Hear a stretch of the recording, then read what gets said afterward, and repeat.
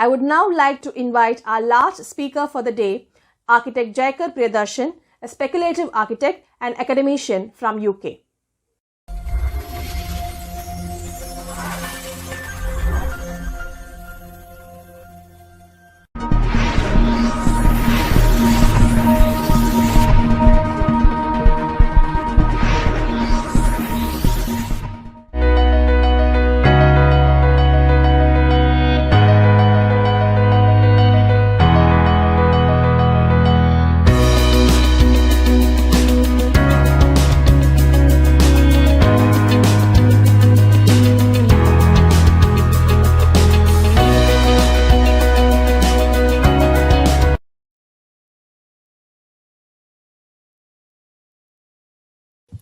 So, hello, good afternoon, everybody.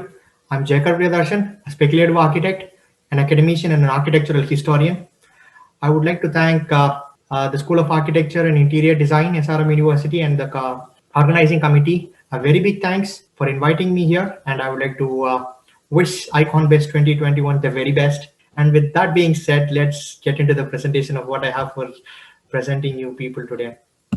And let me share my screen first. The presentation talk that I'm going to do today is called Extreme Transmutations. It's one of the most interesting or even intriguing projects from my side as an individual, I would say. Every architectural project that I do always has some form of a news or a contemporary news history attached to it. It's like it has some form of an origin story from where I start to think about what happened, why did it happen, and how did it happen. So that is how the architectural process of design starts in here.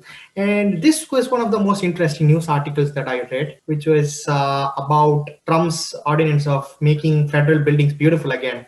And he wanted to make the classical style of architecture to be the style of all the federal buildings in, I think it was in Washington. So that is one of the most interesting things that I came across in the recent past. And as soon as I came across this, I was like, okay, so what should architects do? Should architects go back in time? Should they do a time travel in order to go back to the history of how buildings were built some time from now? Or was it going to be architects trying to innovate something new and build something new or design something new for the modern day generation?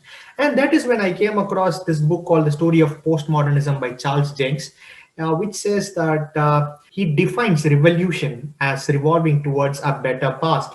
So revolution, when you break the word, it's like revolving towards a better past. That was, it rang a bell in me. How can I build something on these two premises alone? And then I tried looking into Google for the word of for the meaning of the word transmutation. And as soon as you type it in Google, it gives you this amazing definition, the meaning of it, which is about the action of changing or the state of being changed into another form. And it's like I keep on gathering evidence one after the other in order to create something new. And then I was sitting and watching an interview by Bruce Sprinsteen. And in that interview, he was being interviewed on his songwriting processes for his album called Darkness on the Edge of Town. And in that album, what he said was he used to have a lot of lyrics written and kept outside. And every time a song got rejected, he used to steal one or two lyrics from his own writings and then try to insert it into his new song. So as long as the song is good, it's always good to go, right? So that was something which struck a bell in me once again. I was like, okay, I want to do something, and I'm getting a lot of evidences to push something towards this. And there was the final piece of the jigsaw, I would say. So this was called the Exquisite Corpse. This is basically done in order to define the zeitgeist of the generation, where people, everybody must have played when they were kids. You used to take an A4 size paper, fold it like a fan, like how we used to make an origami fan, and then we used to give it to you must give it to different people in different foldings. So everybody starts to draw something of their own wish, and then when the folded paper is being opened up, it is a complete collage of numerous number of things, and all these come together. These individual wholes or objects or wholes come together to form a completely new whole, maintaining their own individual characteristic as well. So that was, it got me somewhere. So I thought of taking it to the next step and started watching this movie called Mad Max. So this is what Mad Max was all about. It's like it maintained its authenticity of being a vehicle, but it had some forms of innovations. So are we going to get stuck with the past stating that the aesthetics followed by the previous generation was always amazing, or are we going to innovate something new which will take the culture forward, or take human mankind forward? This question has always been a question of, which could not be answered. People always stick to the past and keep on saying that, the older generation people, the olden styles, the olden aesthetics, everything look good. But after 100 years from now, the people who will be living in 2200, 2300, they'll be saying that the aesthetics during 2000s was in the millennium was really good. So what exactly are we going through? So evolution is about praising the past, but we must always make sure that we embrace the future and love our past as well. So somebody has to think about what the future holds in hand for us. So these vehicles from Mad Max maintain or accept or even, have it cliched or pasted onto them stating that these are automobiles, but they have some form of innovations attached to it. So what can we do in order to make these architectural buildings, which we are going to do from now, in order to make them look like older buildings, but still have some forms of innovation to it? So all these evidences are being collected, and these are my inspirations to form a new form of an architectural design. So what I do is I take House 2 of Peter Eisenman. Everybody knows this legendary architect or the father of deconstructivism called as Peter Eisenman, right? So Peter Eisenman has 11 houses designed, and this is one of his house designs, which is called House 2.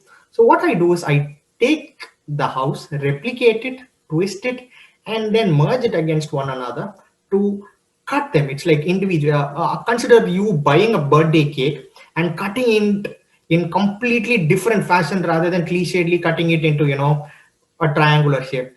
You get different shapes with which you can play around with in the form of massing. So I take this building, I break it down, I cut it in completely arbitrary manner, in the way in which I want it to look like, or the way in which I find it aesthetically pleasing. And then I cut these individual parts. So these are the individual parts which maintain the authenticity of the fact that Peter Eisenman designed it. So Peter Eisenman designs it through the principle of superpositions. If anybody does know or read about Peter Eisenman, so it still maintains the ideology of architectural grids. It still maintains the ideology of the scalar shifts of grids, and it still maintains its quality of the fact that they are being designed by Peter. What I do is I take and I then make enormous amount of architectural masses using those individual whole objects. These are called, I would consider them to be individual objects. So with these individual objects in hand, I keep on making a collage, an arbitrary collage of how I want them to be. So these individual collages form architectural buildings of the same characteristic of what Peter Eisenman tried to want it to be. So you have this idea of superpositions here. As soon as you see the building, you get revoked by the fact that this building belongs to Peter's design. I tried a lot of different configurations with which these individual objects can come together as a whole object, as a whole, and still maintain their characteristic of individual objects in the parallel universe as well. I tried to make some beautiful collages of these objects combined together, and these are some of the outputs that I got by the process of creating collages. So on the left, you might be able to see the topmost view and the elevations of it. And I would like to personally thank Damian Jovanovic for giving us the software to do it, Platform Sandbox. So I tried to, personally generate more and more of architectural objects which maintain the characteristic, the austere authenticity of the fact that it was designed by Peter Eisenman, but still it was seen through my lens, the way in which I see them. So it is starting to become an architectural remix. It's like in 2000, I think in 2004, Yuvan Shankar Raja was considered to be the god of Tamil music remixes when he started remixing songs, the old songs of his father. And what I did was I tried to bring in order to maintain Peter Eisenman's deconstructivism, I still maintain the characteristic of deconstructivism, and I kitbashed it one against each other. So these are some of the final projects, and this is one of the product or the final object which we are landing in. With house 2, we are able to create infinite number of new houses. The objects give birth to new objects. The new objects, the collage formed by the individual cut objects from the old self. And what I do again is I wanted to create an automative kind of an architectural object. So I take the parts once again, and then I read this amazing poetry by John Hejduk. It's like people who have done their masters must have known Peter Eisenman, John Hejduk, maybe we call him as John Hejduk. The minimum poetic architectural configuration is greater than the irreducible to whole architectural memories. So what he says is the individual characteristic are lost when compared to the final product. So final product is qualitatively more supreme when compared to the sum of the individual halves. And this is where I wanted to extend the boundaries of my architectural exploration. So till now it had some form of Peter Eisenman stuck onto it, the identity of the objects. And after this, what I did was I tried to add, we have a lot of Snapchat filters. So you have the dog's ears popping out, your cat's nose popping out, or even you turning into a giraffe using Snapchat filters. So I tried to see Eisenman's buildings through John Hejduk's lens, with me orchestrating where the object goes and how the objects fits into it. So this is a remix of 3 different architects, where 2 are completely legendary and 1 dumb as me. So I try to incorporate these things into the architectural discourse that I'm trying to establish. So this is called the Moving Masques by John Hejduk. The top half of drawings is called Moving Masques, where he tries to establish this idea of people getting along and having a non-definitive ground. So every building is fixated to a ground. Hejduk was completely against this idea of a fixating ground. So what he does is he creates these objects with wheels where they can be pulled by people from one place to the other, which will create some form of a social gathering as well. நம்ம ஊர் திருவிழா இருக்குல்ல, திருவிழால எப்படி தேர் இழுக்கறாங்களோ அதே மாதிரி he wanted people to drag the buildings along, architectural objects along. The top half of this diagram has Hejduk's masks, but bottom half I have tried to incorporate Peter Eisenman's parts that we have broken into the ideology of Hejduk. It's through the lens of Hejduk that we are trying to see. And then after the collage of these individual parts, the bottom right most one, the bottom corner one is the final object. So if you take or look into the 3-dimensional characteristic of how it looks like, this is what it looks like. And we add some texture to it to make this architectural object more, aesthetically pleasing. And we try out different options where the ideology of aesthetics is being questioned, the idea of facades or the interior spaces are being questioned. And a lot of people might ask me this question, like, does this have some form of interior where people could inhabit? We have some amazing interiors which I've tried to establish in here. So in the object, interiors, it's not taken from something else. So when you get into this architectural building, which has some wheel kind of objects as well, so it can be moved around. It doesn't have a fixed ground or fixated ground. It can move from one place to another. The interior looks stunning. It looks beautiful. The qualities of the aesthetic that is being built by the process of gamification designs or puts forth the new zeitgeist of this generation of people. And these are some of the interior images of what we are trying to establish in here. So this is a proper architectural exploration which has a deep interior and a powerful exterior, with a theoretical idea of what architecture can establish itself, creating an alliance to the past. Consider the Parthenon or Pantheon getting dissimulated and then getting broken and broken into pieces and being reassembled like this. Consider the amazing interior spaces that it will generate. So that is what I'm trying. So people would still ask me,